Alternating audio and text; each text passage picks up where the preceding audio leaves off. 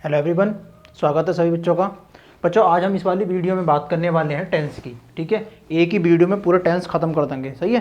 देखिए, टेंस का मतलब हम अच्छी तरीके जानते हैं। टेंस का मतलब होता है काल। ठीक है, क्या होता है? काल। और काल को हम बांट देते हैं तीन भागों में। पहला हमारा होता है प्रेजेंट टेंस यानी वर्तमान काल, दूसरा होता है पास्ट टेंस यानी भूतकाल, और तीसरा होता है फ्यूचर टेंस यानी कि भविष्य काल। अब इस टेंस को हमने तीन भागों में तो डिवाइड कर दिया। अब डिवाइड करने के बाद अब पहले वाले एक टेंस को यानी प्रेजेंट टेंस को भी तीन भागों में डिवाइड करते हैं, सॉरी चार भागों में डिवाइड करते हैं। पहला आता है इंडेफिनिट, फिर आता है कॉन्टिन्यूस, और फिर आता है परफेक्ट, और फिर आता है परफेक्ट कॉन्टिन्यूस।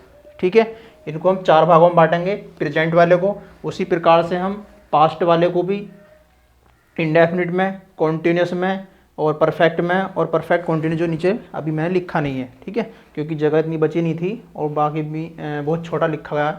ठीक है, तो मैं चलिए देखता हूँ आगे करके।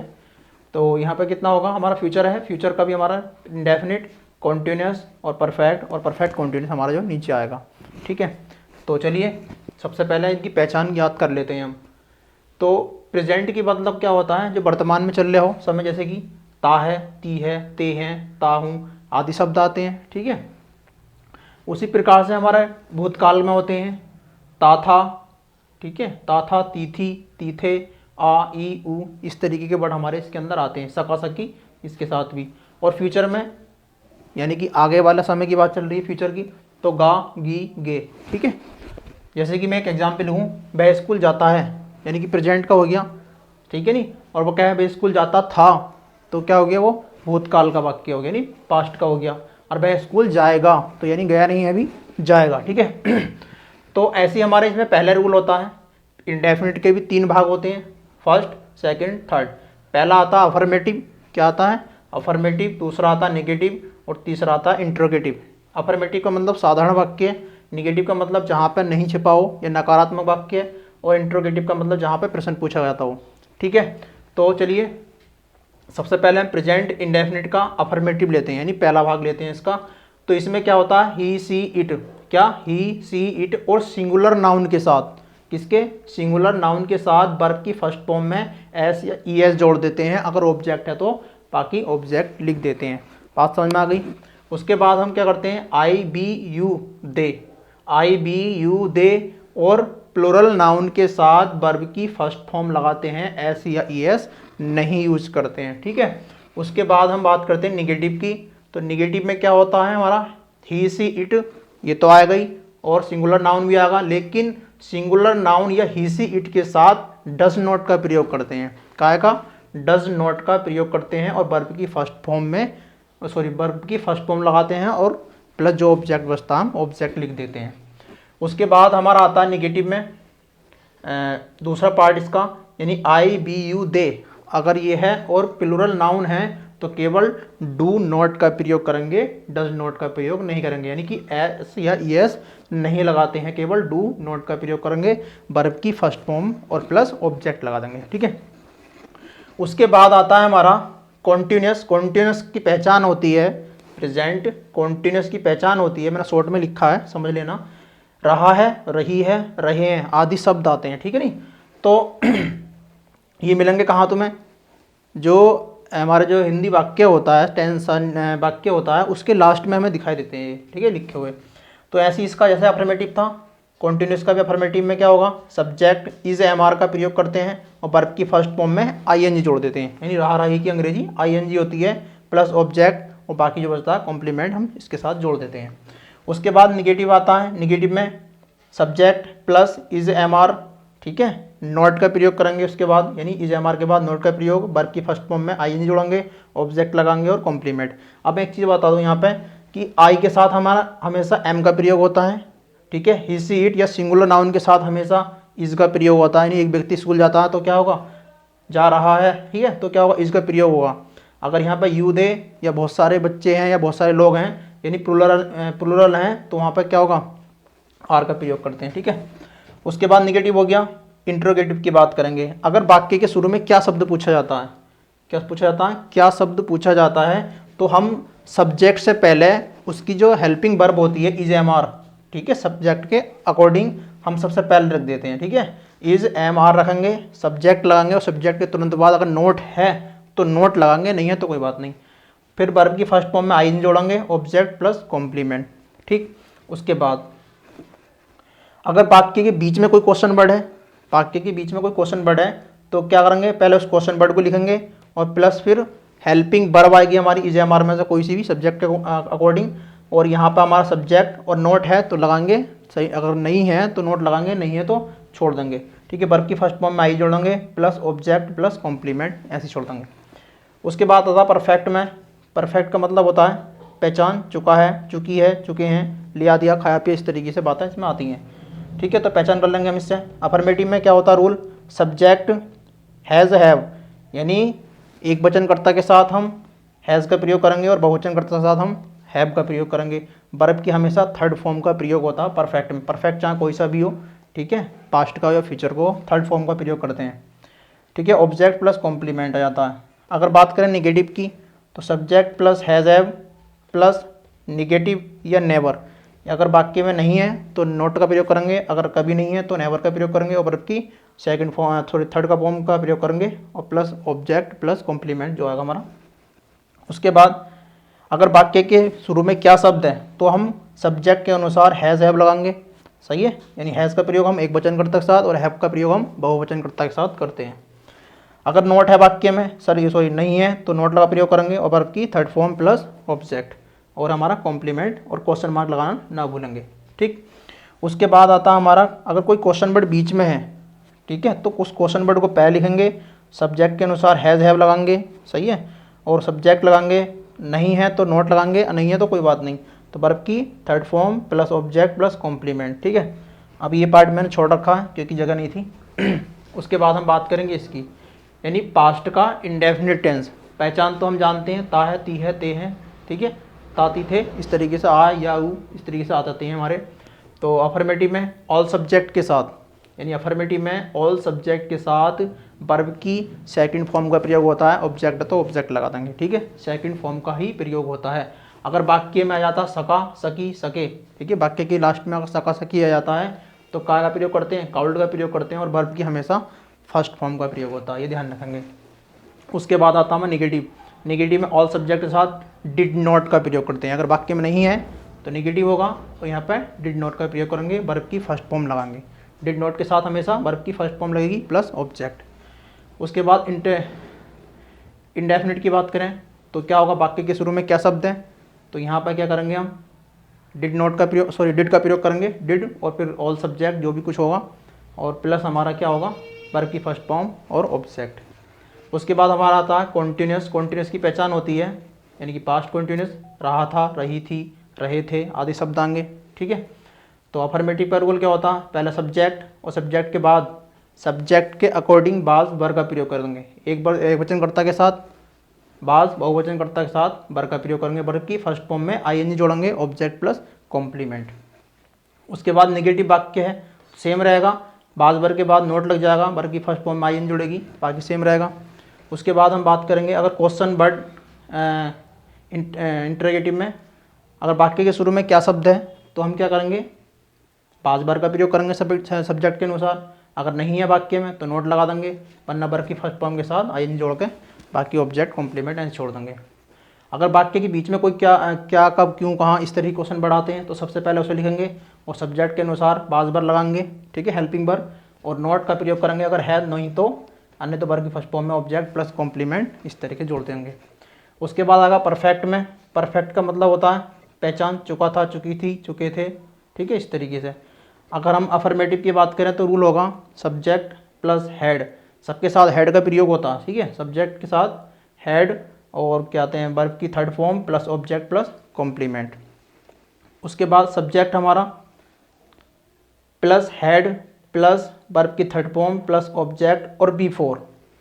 ठीक है, यहाँ पे थोड़ा समझने वाली बात है, यहाँ पर दो वाक्य होते हैं, संयुक्त वाक्य होते हैं दो मिले हुए।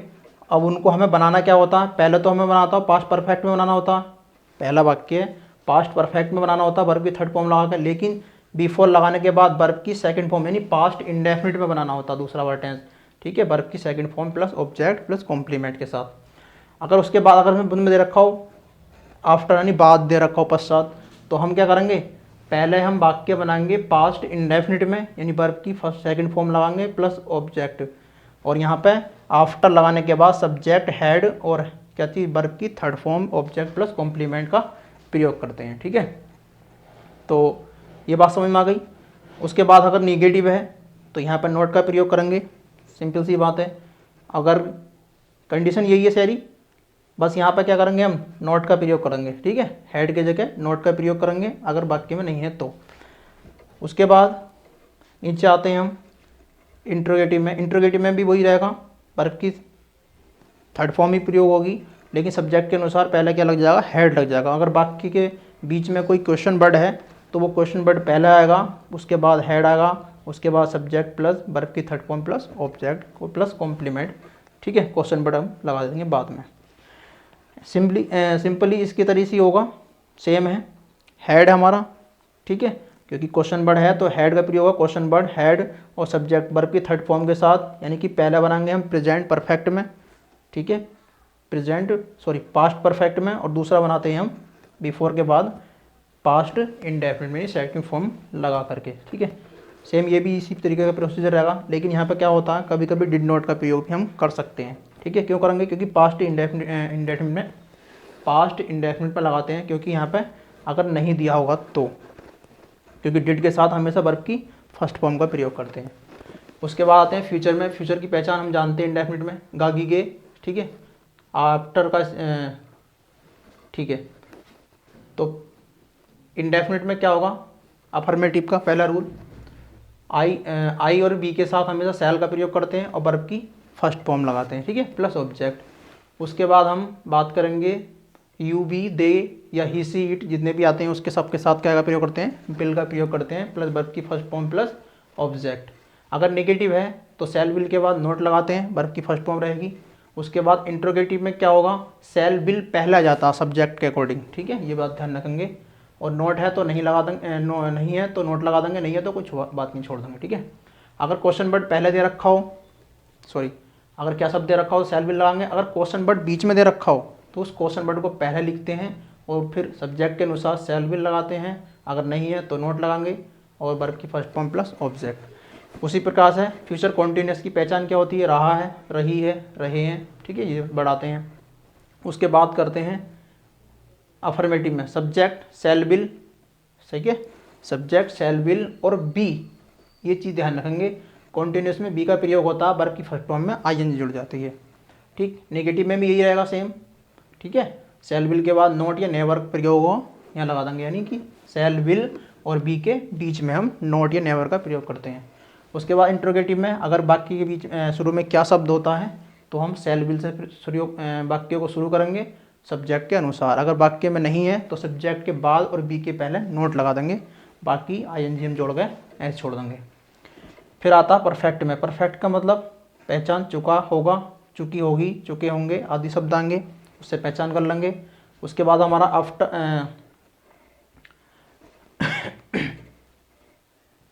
अफर्मेटिव की बात करेंगे तो यहाँ पर सब्जेक्ट प्लस सेल बिल और हैव, ये हमारा एक्स्ट्रा हो जाएगा, यानी यहाँ पर क्या हो रहा था, बी का प्रयोग हो रहा था और यहाँ पर परफेक्ट में पहुँचेंगे तो हैव का प्रयोग होगा। सही है, वर्ब की third form plus object plus complement. अगर वाक्य के शुरू में क्या शब्द होगा, ठीक है, अब यहाँ पर वही चीज़ आ जाती है आफ्टर और क्या बिफोर वाली चीज़। ठीक है, तो अगर यहाँ पे आफ्टर लिखा हुआ होगा यानी पश्चात, यानी पहले, पूर्व की बात हो रही होगी तो आफ्टर लगाएंगे, सब्जेक्ट प्लस सेल बिल। ठीक है, और उसके बाद हैव, वर्ब की third form, object plus before, subject plus verb की फर्स्ट फॉर्म में एस या जोड़ देते हैं और ऑब्जेक्ट प्लस कॉम्प्लीमेंट।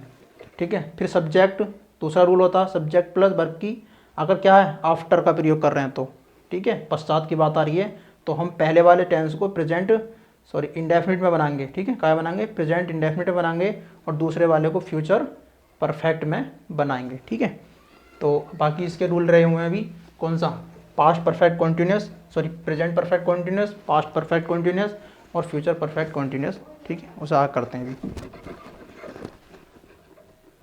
देखते हैं। यानी कि हमने 3 पार्ट इसके कंप्लीट कर लिए थे। बचा हुआ था हमारा कौन सा, present perfect continuous. Perfect continuous किसका, पास्ट वाले का, और फ्यूचर वाले का परफेक्ट कॉन्टिन्यूस। ठीक है, तो अब इनको देख लेते हैं। देखिए परफेक्ट कॉन्टिन्यूस की पहचान क्या होती है, यानी कि प्रेजेंट परफेक्ट कॉन्टिन्यूस की पहचान जो होती है वो रहा है, रही है, रहे हैं। ठीक है, इस तरीके से होती है। और इसमें एक चीज़ और, समय दिया होता है इसके अंदर। ठीक है, तो इसमें रूल क्या होता है, अफर्मेटिव के लिए सब्जेक्ट आता है, एक वचनकर्ता के साथ हैज़ और बहुवचनकर्ता के साथ हैव का प्रयोग करते हैं, प्लस बीन।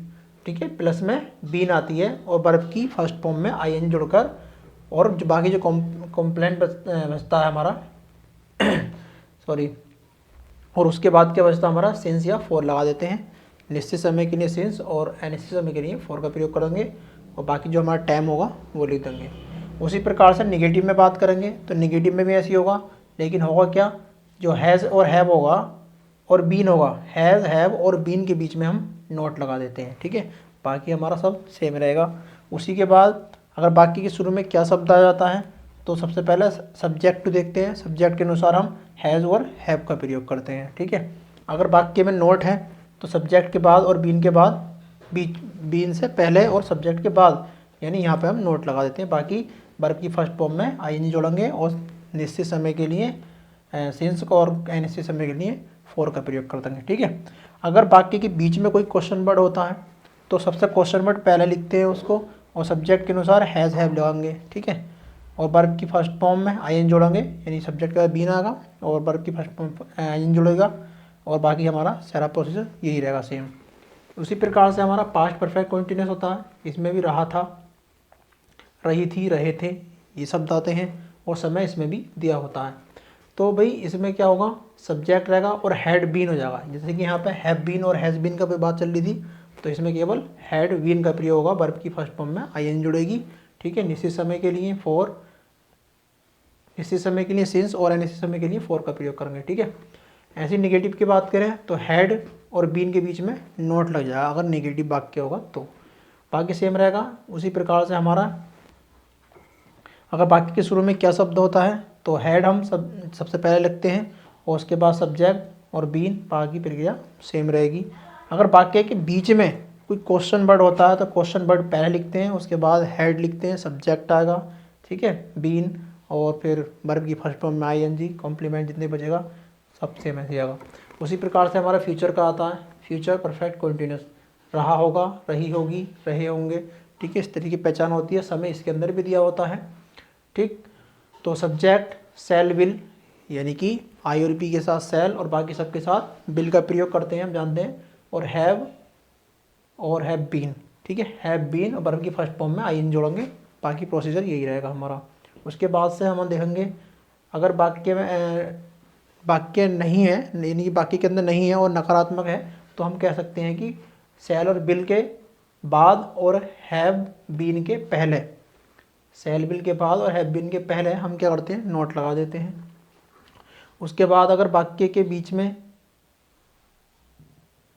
अगर वाक्य के शुरू में अगर क्या शब्द होगा तो सेल बिल सब्जेक्ट के अनुसार सबसे पहले लगाएंगे, और बाकी हम सब्जेक्ट और हैव बीन, वर्ब की फर्स्ट फॉर्म में आईएनजी, बाकी समय इस तरीके से रखा रहेगा।